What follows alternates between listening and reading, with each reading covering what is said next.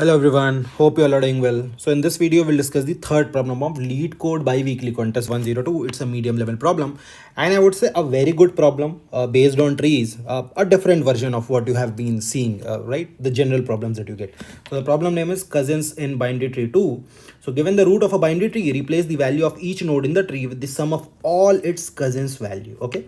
Two nodes of a binary tree are cousins if they have the same depth with different parents, right? This is the main important thing, okay? Return the root of the modified tree. Note that the depth of a node is the number of edges in the path from root node to it, okay? Now this is a tree that I have, okay? This is a tree that I have. Now, do we have any cousins for it? Okay, that means do I have any other node at its level with different parents? No. So this will be 0. Okay, what about this guy?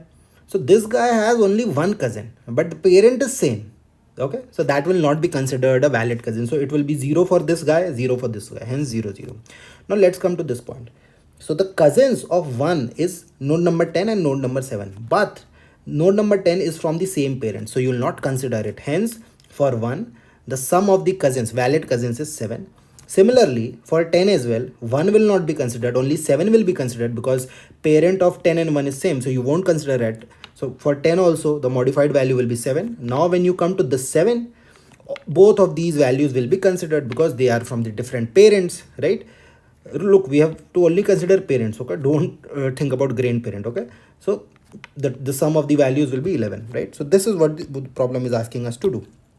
Got it? Let me give you one more example. So yeah, this one, obviously it will be 0 for this, and since these both belong to the same parent, 0 0, right? So I would say it's more of an implementation based problem rather than any logic. Okay, I'll show you the code how I did it. So look, it's a two-step process, right? This is the main function. I am given the root of the tree, right? First I apply DFS. Okay, now what's the motive of applying DFS? So my main logic is I have taken a map, and in this map it's an integer comma integer map, level sum. So it is self-explanatory. What I'll do, for every level, like in this case, for every level I will store the sum of values of the node, right? For example, I'll store 5 here, I will store 9 plus 4, that is 13 here, and for here I will store 18 here, right? So for every level, store the sum of values of the node at that level. This is the first step. So this is what this DFS function is doing. You go to this DFS function. If root is null, you return level sum dot put level. Just see if you have that level, then well and good, add root dot value, else add 0 to the root dot value, and then call DFS for left and right child. Basic stuff, right? This is done. Now comes the main logic. This is the solve function that I have written. Now here, what I am doing is I am passing the root, okay, and I am passing same parent sibling sum and the level. Okay, what is the motive to solve this? Look, let's come to this diagram again. Okay, let me erase it. I'll tell you the logic, and code is very simple for that. So what I am doing is I'm again calling the function. Okay, here what I am doing post order traversal. I'm doing post order traversal. How I am doing post order traversal? First I am calling left and right child. I am receiving some information, and then I am updating the root dot value. Post order. Why post order? Because just see here, suppose you consider this node, okay, you consider this node or you consider this node, okay.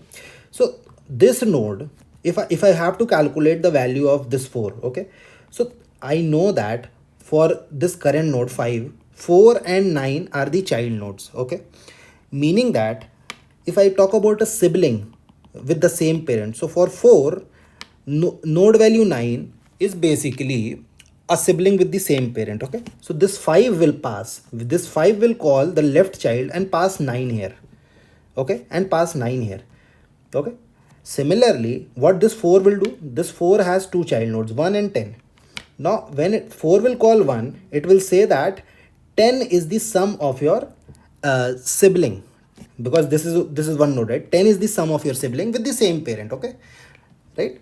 We are passing the sum of nodes with the same parent, okay. Like for 1, I am passing the sibling nodes which are from the same parent, so 10 is passed. Now what I'll do, if I have to calculate the value for this one, right? So for this level, I have already calculated what is the sum of these nodes, okay. For example, 18 minus, I know what is the sum of my sibling that has been passed by my parent, so that is minus 10, right, minus the value of the current node, this. Hence your answer will be 7. Okay, got it? So this is how you do it. My parent will be passing uh, the sibling sum to the child node. Okay, like for example, here what will happen? 5 will pass here, 5 will pass 4 to this node. Okay, this node will have 4 because what is the sum of nodes with the same parent for 9? That is 4. Got it? What this 9 will pass? This 9 will pass 0 because for this 7 there is no sibling node with the same parent, so 0 will be passed. How do I calculate the value of this node?